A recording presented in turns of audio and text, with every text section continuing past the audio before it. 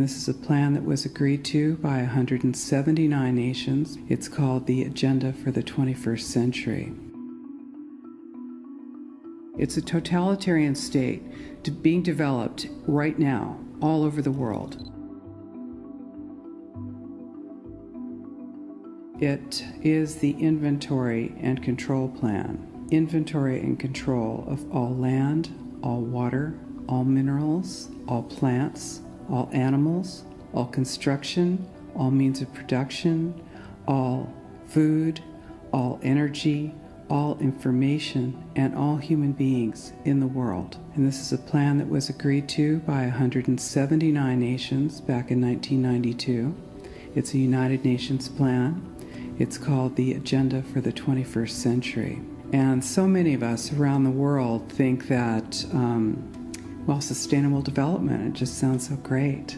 Isn't it about recycling and creative reuse and creating energy and food resources for everyone? And the answer is no, it really is not. It's about moving populations into city centers, concentrated city centers, and clearing them out of the rural areas. All systems have to be brought into harmony in order to control them all. Because when systems don't meet, when they're out of balance or not in sync with one another, they can't be controlled centrally. And the goal of Agenda 21 is one world government and total control from a central unit. Every nation that signed on to Agenda 21 has its local Agenda 21 plan. People in the United States are completely unaware of this. If I go out and talk about this, the United States press will attacks me and calls me, which is totally ridiculous. It is a, but it's not a theory. It's a fact. The three pillars of United Nations Agenda 21 are economy, ecology, and equity, the three E's. And everyone sort of thinks that they know what that means, the idea of social equity. It must mean that, everyone's going to have access to clean water and clean air, and no one's property is going to be used as a dumping ground because they are at a poverty level. But really what social equity is about impoverishing huge portions of the population and bringing down the developed nations. Everything that we're looking at now is destined to collapse our economies. It's a totalitarian state being developed right now all over the world. And what major corporations want in this development is to be able to have full movement of workers without borders or boundaries, to be able to move their goods through without regulations, and to reduce wages. And so this is the goal. So this is what you find with social equity. And of course, economy and ecology is about, these are the three circles: economy, ecology, and social equity. And where they meet in the center is balance. But really that balance is a communitarian balance. So it's not balance of well-being of the people. What it is it's a balance for corporations so that they can exploit and control and have populations in an area, in tightly packed, dense areas, so that they can be surveilled and managed. And this is what that balance looks like as far as the development of a totalitarian state is. The mainstream media is owned by 5 major corporations, and you're not going to get this information from the mainstream press. So you need to be your own press. You need to educate yourself. You need to get out there and educate your neighbors, your community, your real community. You need to help your children understand that they're being indoctrinated from pre-kindergarten to postgraduate school. All of us have a responsibility to ourselves and to others. This is true community, to work for personal freedom. And always remember that even though we work as a group, if we do work as a group, we're all individuals in those groups, and we answer only to ourselves. And this is essential. It's essential as free human beings. This is what we are. We are free, and we need to continue to be free. And I do believe that we will win. But we have to become aware that there is a fight, and then make our friends and our neighbors and our community aware as well.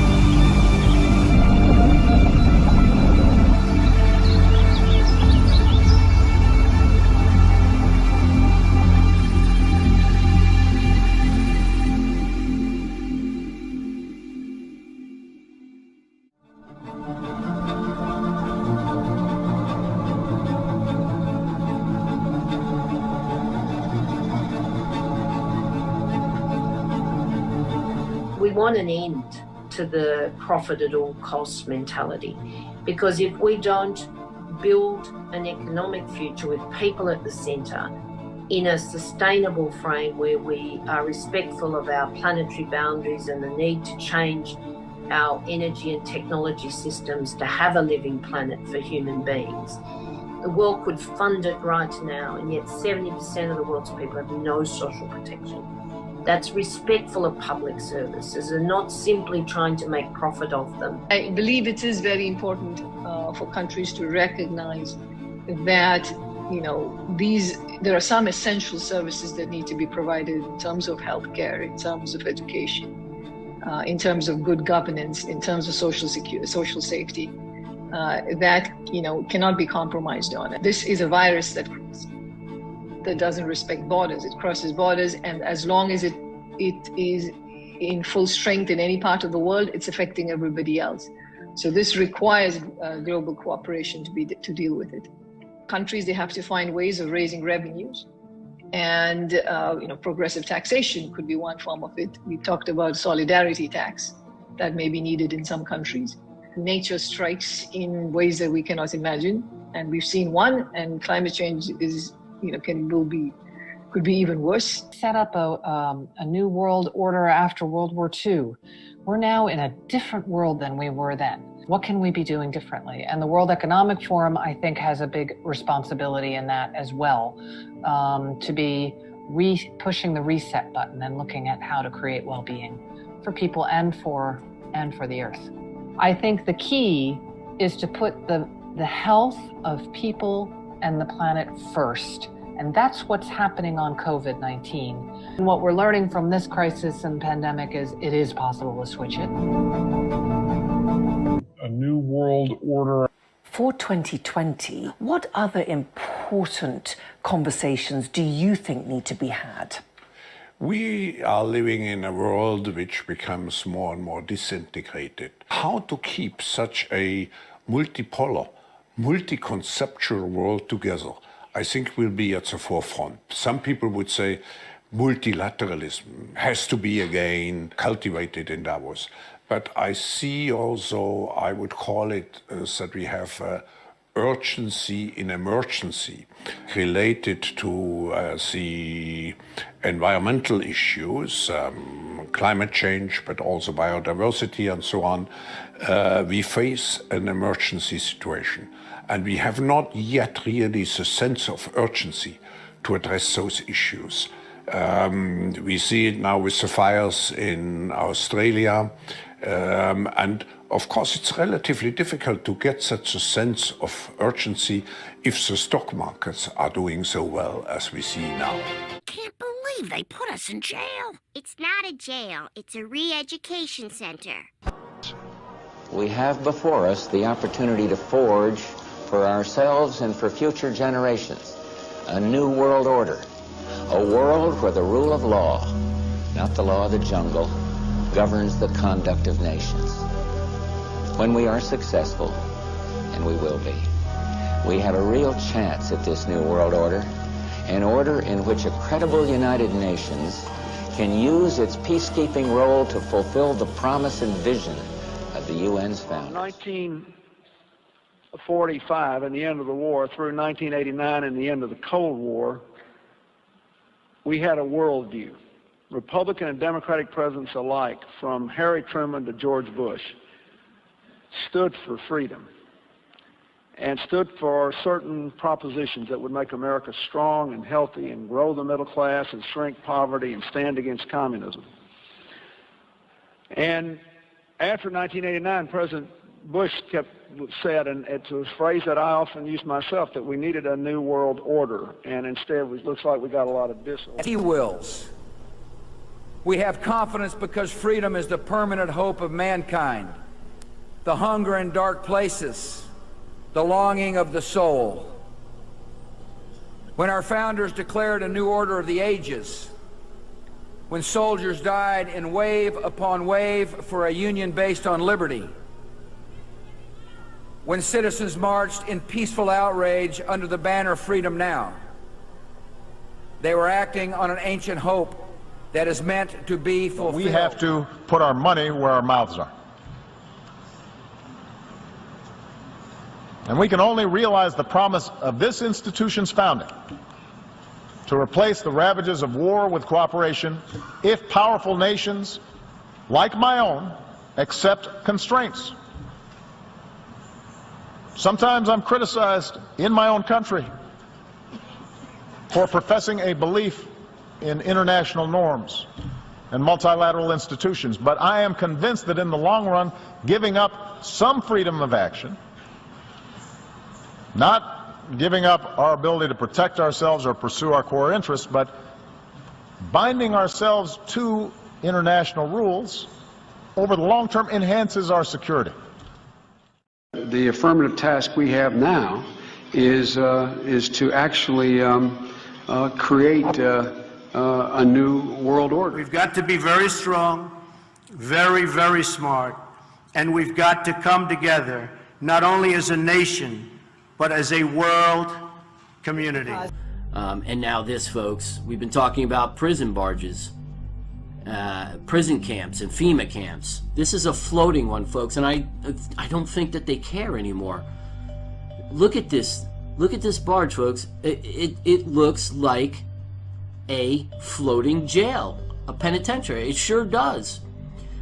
And 2 of these floated into Port Arthur. And let me read this article real quick. Because of Hurricane Harvey, there are some homeless people in Port Arthur, Texas that are thrilled about the temporary housing FEMA has hooked up for them. They're not too happy because the housing FEMA found them are barges. Yes, 3-story barges that are capable of housing hundreds of Hurricane Harvey evacuees. One of those displaced people is Gwendolyn Donahue. She is currently staying at a Red Cross shelter and doesn't like the idea of living on one of the boats. She was rescued from her home during Harvey, then transported from shelter to shelter. She said the last thing she wants to do is live on a barge on the water. I will say, I am not a fish, I'm not a crab, I'm not a shrimp, because I don't know nothing about being on a boat, said Donahue. We hate to say it, but beggars can't be choosy. Yes, it's shitty and it sucks, but at least you have a roof over your head and it comes with 3 meals a day and satellite TV, even though the barges look like multi-story floating prisons. We've seen the introduction and enactment of some of the most dangerous legislation ever to be conceived by our elected officials, who have not forgotten who they serve, but only now reveal to the American people, through the fruit of their own actions, that our rights and our freedoms are secondary. The USA Patriot Act allows for American citizens to be picked up and incarcerated indefinitely without charges, and allows law enforcement to conduct warrantless and secret searches of Americans' property and possessions. The Military Commissions Act dissolved the cornerstone of our Constitution by removing the writ of habeas corpus, allowing the permanent imprisonment of enemy combatants, and disallowing petitions to the court to know why you've been locked up in the first place. Although never passed by the Senate, the Violent Radicalization and Homegrown Terrorism Prevention Act shows us the mindset of our leaders in Washington. If passed into law, the bill would make public demonstrations and protesting into an act of terrorism and label the organizers as thought criminals and potential homegrown terrorists. Now that the federal government has the authority to sneak, snatch, and lock up its own citizens, a new bill has been introduced by Congress that gives the feds a place to hold those outspoken dissenters and potential domestic terrorists. The National Emergency Centers Establishment Act, or H.R. 645, allocates military bases to be converted into FEMA emergency centers. It also mandates that these camps be built complete with public works, medical, and educational facilities, just like the Japanese internment camps of the 1940s. Lisa, that's not funny. You believe in the Bill of Rights. I don't know whether it's the lack of sleep, the sodium pentothal, or that it's the only cartoon I've seen in 2 months. But this is what I believe in now. Don't forget, they show you and tell you exactly what they're going to do before they even do it. Everything in plain sight. Sharing of biased and False news has become all too common on social media. More alarming, some media outlets publish things simply aren't true without checking facts first. Unfortunately, some members of the media use their platforms to push their own personal bias and agenda to control exactly what people think. And this is extremely dangerous to our democracy.